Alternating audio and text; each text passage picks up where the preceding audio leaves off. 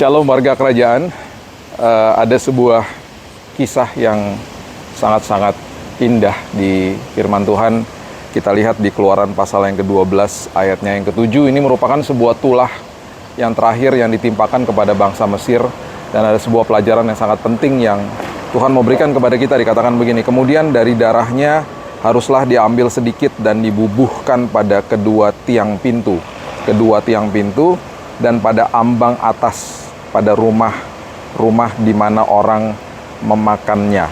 Ya, jadi ini adalah sebuah tanda yang waktu itu bangsa Israel diminta sama Tuhan untuk membubuhi darah hewan yang dibubuhi di dua ambang pintu dan di atasnya. Bentuknya salib ya, luar biasa ya. Nah, pada saat itu tulah yang terakhir itu Tuhan akan lewat di rumah-rumah bangsa Israel dan juga bangsa Mesir.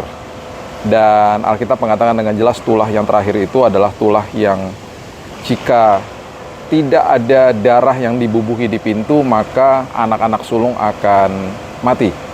Malaikat maut akan melewati tempat itu.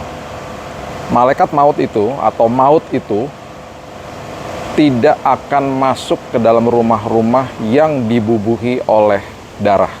Itu adalah lambang, itu adalah metafor daripada darah Kristus yang nantinya akan tercurah di kayu salib.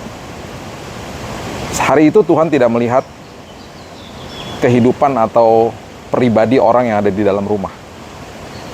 Tetapi saat itu Tuhan melihat darah yang ada di ambang pintu.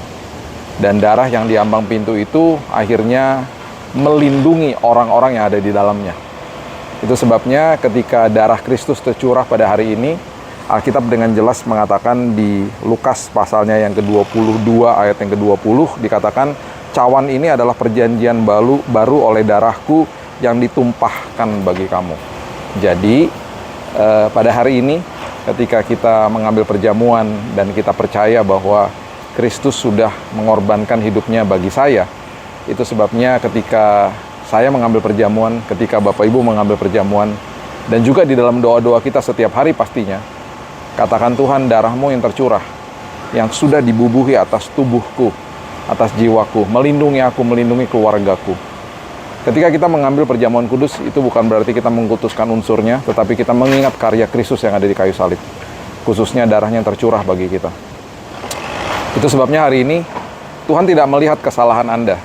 Ketika Anda sudah percaya kepada Dia, Tuhan tidak lagi melihat dosa Anda. Tuhan melihat ada darah Kristus yang tercurah di kayu salib.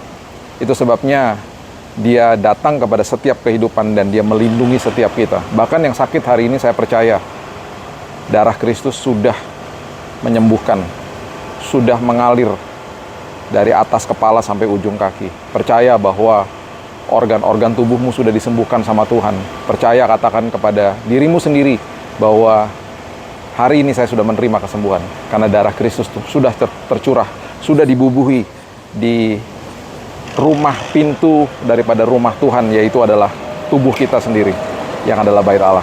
Percayalah, kesembuhan, pemulihan sudah terjadi dan perlindungan Tuhan selalu tepat waktu dimanapun kita berada. Tuhan Yesus memberkati.